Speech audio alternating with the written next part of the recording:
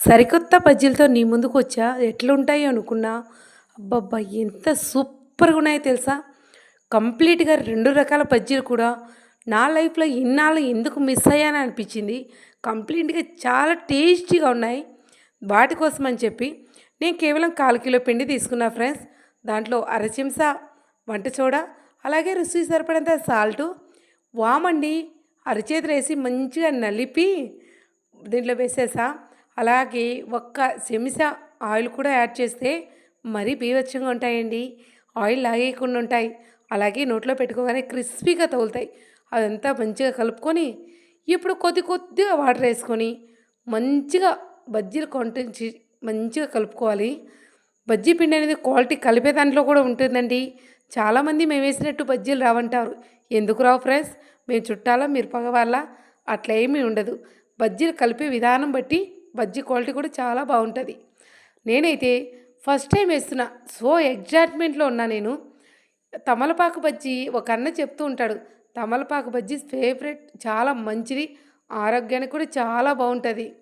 మరి రోజు చెప్తున్నాడు కదా, ఈరోజు చూద్దామని చెప్పి ట్రై చేస్తున్నా.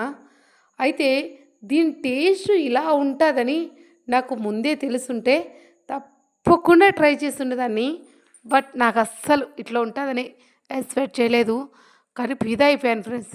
ఎంత బాగున్నాయో తెలుసా? నోట్లో పెట్టుకోగానే క్రిస్పీగా అండ్ టేస్టీగా చాలా బాగున్నాయి. పైగా తమలపాకులు తినడం చాలా మంచిదేగా, మంచి విషయమే.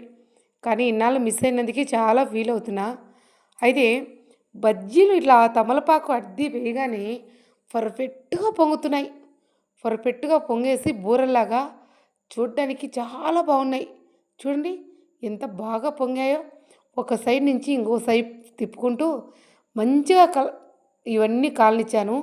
ఎందుకంటే బజ్జీలు అనేది ఒక మోస్ట్లీ కలర్ వస్తేనే బాగుంటుంది. మరి హెవీగా వచ్చిన టేస్ట్ మారిపోయి అస్సలు బాగుండదు. అందుకే ఒక్క కలర్ వచ్చేంత వరకు వేపుకోవాలి. బజ్జీ చూడండి ఇప్పుడు పర్ఫెక్ట్గా వచ్చింది అనిపించింది. ఇప్పుడైతే తీస్తున్నా. నేనైతే తింటా కానీ మా ఆయనకైతే తమలపాకు బజ్జీలు వద్దంట. మరి నేను వెరైటీగా తిన్నప్పుడు మా ఆయన కోసం కూడా మంచి వెరైటీ రెసిపీతో రావాలి కదా. Perfect friends.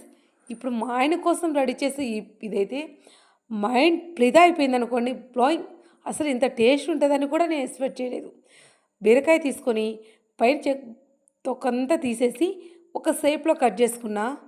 ఇవి కట్ చేసి మంచిలో పిండిగా అద్ది ఒక్కొక్క ముక్క ఆయిల్లో వదులుతుంటే నీ అమ్మ పడవ అన్నీ బయటికి ఎలా వస్తున్నాయో చూడండి. ఆలుగడ్డ చిప్స్ లాగా ఎంత బాగున్నాయి ఫ్రెండ్స్. లోపల దాకా మంచిగా కుక్ అయ్యి నోట్లో పెట్టుకుంటే అస్సలు ఎంత ఫ్లేవరు, ఎంత టేస్టు. I so happy.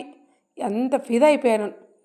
నాకైతే 2 రకాల బజ్జీలు కూడా ఇన్ని రోజులు నేను తినకోకుండా ఎలా ఉన్నాను, అలాగే మన ఆడియన్స్కి ఎలా పరిచయం చేయకోకుండా ఉన్నా అనిపించింది. థ్యాంక్ యూ సో మచ్ అన్నయ్య. మీరు ప్రతిసారి చెప్పడం వల్లే నేనైతే ఈరోజు ట్రై చేసా. సాటిస్ఫాక్షన్గా తిన్నా. బజ్జీలు అయితే సూపర్గా ఉన్నాయి అన్నయ్య. నోట్లో పెట్టుకోగానే క్రిస్పీగా, లోగో క్రంచీగా అండ్ సో సూపర్ అనుకో.